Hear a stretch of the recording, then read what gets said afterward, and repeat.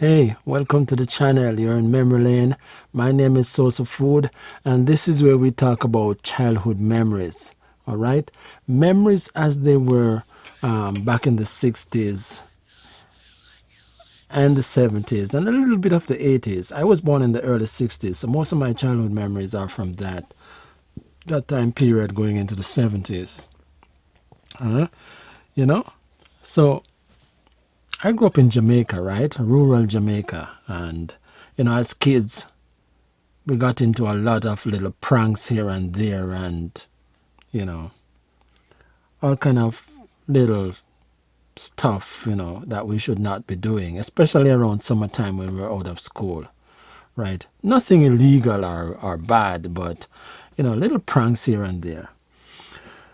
So I recall we were out on the main road in the village one day into the community, and there was this man. He had a truck, right? He had this truck. He would he he would work on the truck, meaning that when the truck had mechanical problems, he tried to solve it himself, right? I wouldn't say he was a mechanic, but he had the ability to fix his truck, and he has had many trucks during the time that I knew him as a kid. I remember he had back in those days. I think most of the trucks came from England. So you had the Leland. You remember the Leland? You had the Bedford, and what again? Those were really the two most common trucks back in the 60s and early 70s that I can recall as a kid in Jamaica. The Leland and the Bedford, right? So one day, this man, I was out on the road there, on the street side, um, young boys, a lot of us. And this gentleman um, was testing the truck after doing some mechanical work on it, right? So he came down, and the truck turned, and he was ready to go back up to where he came from, which was about a mile up the road. He had a shop, right? And it was myself and another friend. And back home, we had a say. Yeah, we had a saying then. We're gonna hop the truck. Hop the truck, meaning that you're just gonna get on the truck and get a free ride to go somewhere. Right? That's simply what it meant. You're gonna hop the truck. You're gonna just get on the truck, hang on to the side of it if you can't get in, and get a free ride somewhere. And if you're skillful enough, you can jump off while the truck is moving. So, so the man came down the road and testing out the truck after fixing it or working on it, man. And he turned the truck and he was heading back up the road. And my friend jumped on it, man. He decided I'm gonna catch a ride on it, and he jumped on it, and he got on, and I ran, and I grab on, and the truck started speed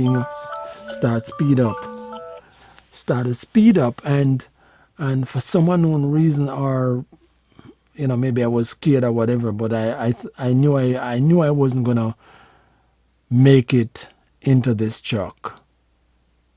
And when we're talking about truck, we're not talking about pickup trucks, right? We're talking about these big old um, closed closed body truck with open top.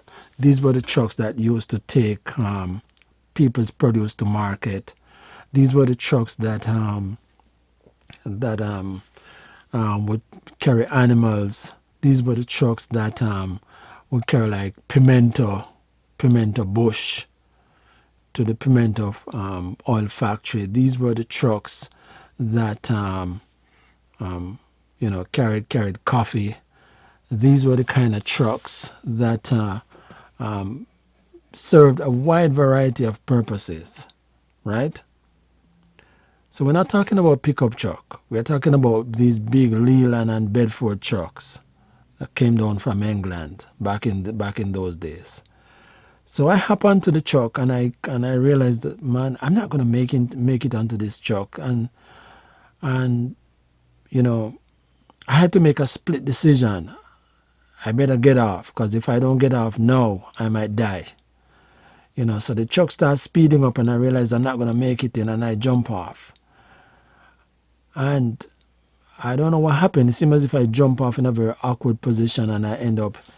I still have this scar over my eye here. Hit my forehead on some rock, and my fractured my knee somewhere. And man, I ended up in the hospital. Yeah, I ended up in the hospital. I can recall being in the hospital for maybe a week or so. I never had any broken bones. There were no casts on me or anything, But um, I recall this gentleman picked me up and gave me a ride on his back. They called this other gentleman in the community who had a car, and they took me to the hospital in Mandeville. Yeah, and I stayed there for about a week and a half. Um, as far as I can recall, I never had any broken bones or anything, But I had this bad cut over my eye here, and this big bruise on my knee. I don't think my knee was really fractured, to be honest with you. Yeah. Anyway, back in those days, healthcare it's not like today where you have to pay for you have to pay for everything, right? You could get in the hospital. The hospitals were not being over flooded with people coming in, if you know what I mean. So yeah, the weirdest thing is that I was I was on a ward where there was a burn victim on that ward. I can recall the gentleman, they had to put a net, it's more like a mosquito net over him, like he was burned from head to toe, man. Maybe second or third degree burns. I don't know what happened. But that man was the life of the ward. He was the life of that ward. That man had cracked so much jokes. There are times when I totally forgot that I was in a hospital. That was my first time in a hospital, actually. Yeah. So I just want to go back to the issue of us as kids getting ourselves in these kind of situations where we injure and hurt ourselves. And in my situation, I ended up in the hospital. And,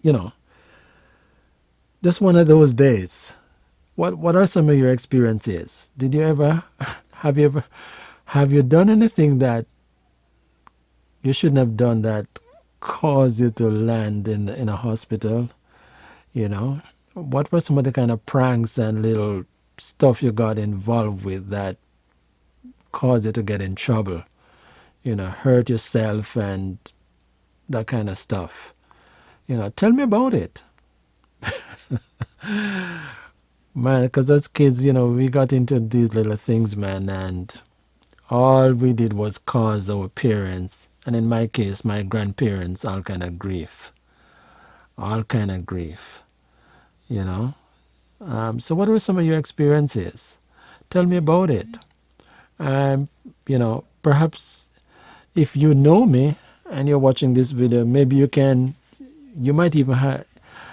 might have an idea of who the owner of that truck was, But on this channel, I don't call names.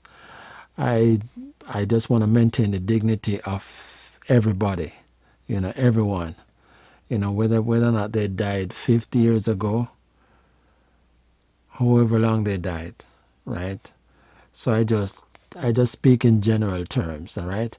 So why don't you share your experiences without calling any names or anything? Tell me about your experiences, maybe growing up back in those days, or maybe even now. Tell me about it. Leave a comment in the comment section below. And if you love this, these kind of videos, hit the subscribe button.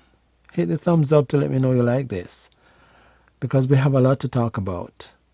All right. So until we meet again, man. My name is Source of Food, and this was Memory Lane. All right. Take it easy.